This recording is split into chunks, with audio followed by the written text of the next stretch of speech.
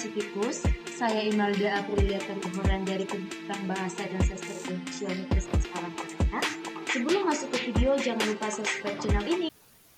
Baik, di sini saya akan menjelaskan buku tentang fundamentalisme dan radikalisme di kampus negeri.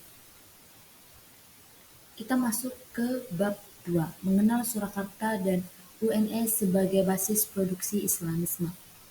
A. Mengenal Surakarta. Pada zaman kolonial Belanda, Surakarta dikenal sebagai Vorsten Landen atau kerajaan bersama-sama dengan Yogyakarta, kota tempat Raja-Raja Mataram bersemayam dan memerintah rakyatnya. Surakarta tidak diatur dalam undang-undang seperti daerah lain, tetapi diatur tersendiri dengan perjanjian antara Gubernur Jenderal dengan Sri Sunan dengan nama politik kontrak. Ada dua macam kontrak politik, yaitu Lensverklaring atau kontrak panjang dan Kortverklaring. Dalam hal ini, Surakarta termasuk ke dalam Lensverklaring. Secara resmi, Keraton Surakarta Hadiningrat dimulai ditempati pada 17 Februari 1745 dengan meliputi wilayah Solo Raya dan daerah istimewa Yogyakarta Modern. Kota Surakarta memiliki 5 kecamatan dengan luas keseluruhan adalah 44,04 km kuadrat. Surakarta merupakan salah satu kota besar dan berpengaruh sejak zaman kolonial. Berdasarkan sensus penduduk tahun 2012, jumlah penduduk kota Surakarta adalah 578.692 jiwa. B. Gambaran umum UNS. Kondisi geografis dan sejarah kampus. Secara geografis, UNS Surakarta terletak di daerah Kentingan, tempatnya di Jalan Insinyur Sutami nomor 36A Kentingan, Surakarta. Menurut sejarahnya, UNS Surakarta diresmikan pada 11 Maret 1976 dengan surat keputusan Presiden Republik Indonesia nomor 10 tahun 1976 tertanggal 8 Maret 1976. Dinamika aktivitas keagamaan Islam di UNS. Aktivitas keagamaan kampus di UNS merupakan salah satu aktivitas dinamis dan perkembangannya yang cukup unik. Seperti halnya perguruan tinggi negeri umum lainnya di Indonesia, UNS tentu tidak luput dari gerakan aktivitas Islam politik yang memang sudah melanda sejak 1980-an. Pada saat ini, UNS menjadi salah satu gudang aktivitas gerakan Islam.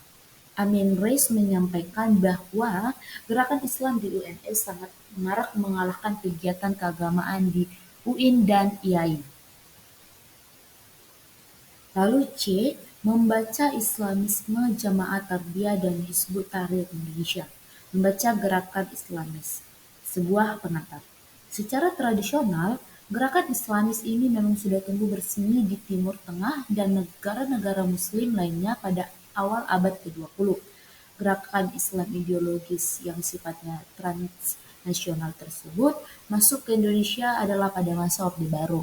Namun, gerakan Islam politik yang tidak tahan dengan represivitas Orde Baru tetap memilih jalur radikal dan melakukan aksi-aksi teror. Gerakan dari kelompok Islam politik dilakukan sebagai akibat dari berbagai kekecewaan politik yang mereka alami. Jamaah Tarbiyah. Asal muasal Jamaah Tarbiyah di Indonesia. Keruntuhan Orde Baru pada Mei 1998 itu telah membuka angin segar bagi lahirnya gerakan Islam transnasional seperti Jamaah Tarbiyah ini di Indonesia. Jamaah Tarbiyah sendiri merupakan sebuah gerakan yang mendapatkan pengaruh kuat dan kentara dengan gerakan Islam yang ada di Mesir, yaitu Ikhwanul Muslimin. Kelahiran Jamaah Tarbiyah ini tentu tidak terlepas dari peran dua faktor, yaitu faktor DII bersama LIPIA dan IN. Jamaah Tarbiyah di UNS. Berdasarkan penuturan narasumber, Jamaah Tarbiyah masuk ke UNS pada 1987. Jamaah Tarbiyah, khususnya di UNS, merupakan sebuah gerakan organik yang mampu memanfaatkan saluran diseminasi gerakan. Jamaah Tarbiyah merupakan gerakan Islam terbesar di UNS. Hal ini memungkinkan karena LDK sangat erat kaitannya dengan Jamaah Tarbiyah karena sama-sama menggunakan manhaj gerakan dan dakwah Ikhwanul Muslimin. Hizbut Tahrir, asal muasal Hizbut Tahrir Indonesia. Hizbut Tahrir Indonesia atau HTI merupakan sebuah gerakan Islam politik yang sangat kental dan bersifat total memegang teguh syariat Islam sehingga menolak hal-hal dan konsekuen. Hizbut Tahrir adalah sebuah partai politik Islam yang didirikan oleh Taqiyuddin An-Nabhani di Al-Quds, Palestina pada 1952. Masuknya Hizbut Tahrir ke Indonesia tidaklah diketahui secara pasti dari segi waktunya. Namun, ideologinya sudah ada di Indonesia sejak Taqiyuddin An-Nabhani mengunjungi Indonesia pada 1972. Hizbut Tahrir Indonesia di UNS. Hizbut Tahrir Indonesia masuk ke UNS tentu tidak terlepas dari andil jejaring IPB yang menjadi pusat perkembangan HTI di Indonesia. Orang pertama yang menggerakkan HTI di UNS dan bahkan seluruh raya adalah Narasumber 7. Narasumber 7 masuk menjadi mahasiswa UNS pada 1991 dan keputusan masuk HTI sekitar 1993 sampai 1995. Kita masuk ke bab 4, Gerakan Sosial Jamaah Tarbiyah dan Hizbut Tahrir Indonesia dalam ruang lingkup UNS.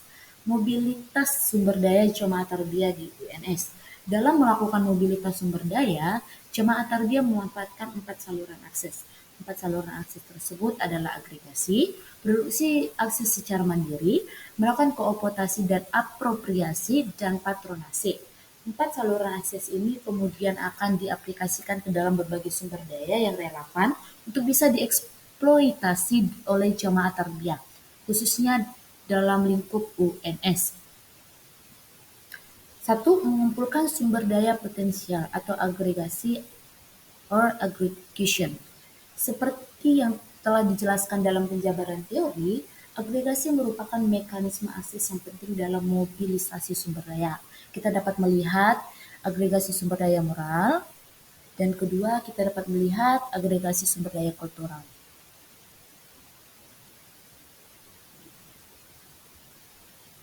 Kita dapat melihat yang ketiga adalah agregasi sumber daya sosial organisasional, dan kita dapat melihat yang keempat agregasi sumber daya manusia, dan yang terakhir yang kelima adalah agregasi sumber daya materi.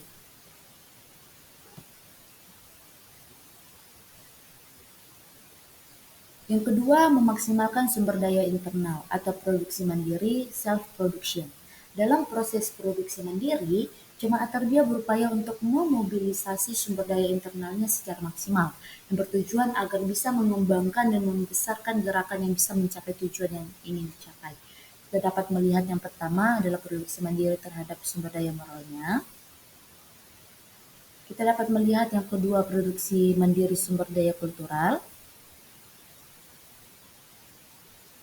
Dan yang ketiga, produksi mandiri sumber daya sosial organisasi.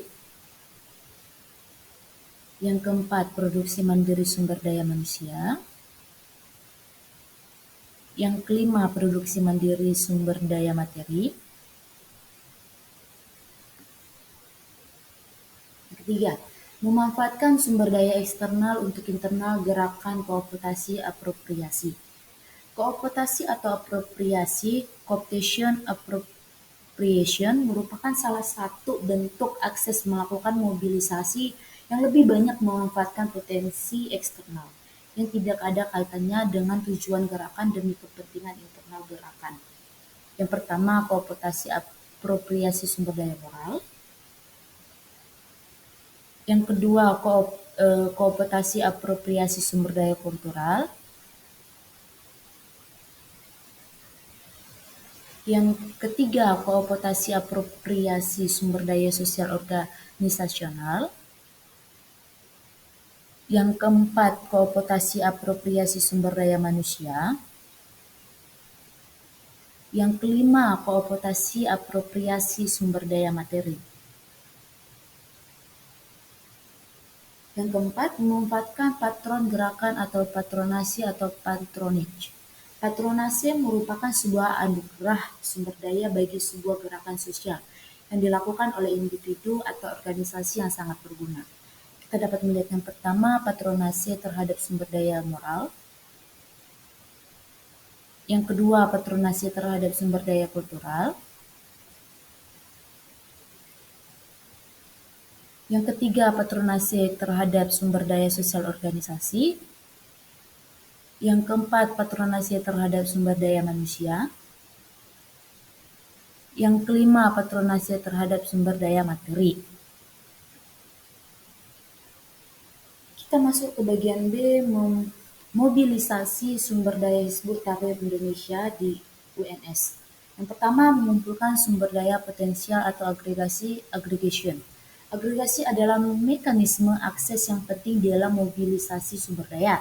Hal ini sangat berkaitan dengan mobilisasi manusia atau organisasi yang diatur sedemikian rupa agar bisa menjadi pendukung gerakan dan mencurahkan tenaga, materi, dan pemikirannya untuk kepentingan gerakan. Yang pertama, agregasi sumber daya moral. Yang kedua, agregasi sumber daya kultural. Yang ketiga, agregasi sumber daya sosial organisasional. Yang keempat, agregasi sumber daya manusia. Yang kelima, agregasi sumber daya materi. Memaksimalkan sumber daya internal atau produksi mandiri self-production. Jamaah tarbiyah berupaya untuk memobilisasikan sumber daya internalnya secara maksimal untuk mencapai tujuan yang diinginkan. Yang pertama, produksi mandiri terhadap sumber daya moral. Yang kedua, produksi mandiri sumber daya kultural. Yang ketiga, produksi mandiri sumber daya sosial organisasi. Yang keempat, produksi mandiri sumber daya manusia. Yang kelima, produksi mandiri sumber daya materi. Memanfaatkan sumber daya eksternal untuk internal gerakan atau kooptasi apropriasi. Kooptasi atau apropriasi merupakan salah satu bentuk akses melakukan mobilisasi dengan lebih banyak memanfaatkan potensi eksternal yang tidak ada kaitannya dengan tujuan gerakan demi kepentingan internal gerakan. Kita bisa melihat yang pertama, kooptasi apropriasi sumber daya moral. Yang kedua, kooptasi apropriasi sumber daya kultural. Yang ketiga, kooptasi apropriasi sumber daya sosial organisasional. Yang keempat, kooptasi apropriasi sumber daya manusia. Yang kelima, kooptasi apropriasi sumber daya materi. Dan yang terakhir adalah memanfaatkan patron gerakan atau patronasi patronage. Patronase merupakan sebuah anugerah sumber daya terhadap sebuah gerakan sosial yang dilakukan oleh individu atau organisasi. Hal ini sangat penting karena patronase dinilai sangat berguna bagi suatu gerakan sosial. Kita dapat melihat yang pertama, patronase terhadap sumber daya moral. Yang kedua, patronase terhadap sumber daya kultural. Yang ketiga, patronase terhadap sumber daya sosial organisasional. Yang keempat, patronase terhadap sumber daya manusia. Dan yang kelima, yang terakhir adalah patronase terhadap sumber daya materi.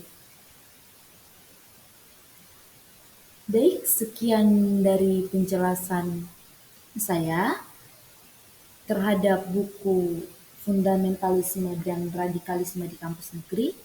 Sekian, terima kasih.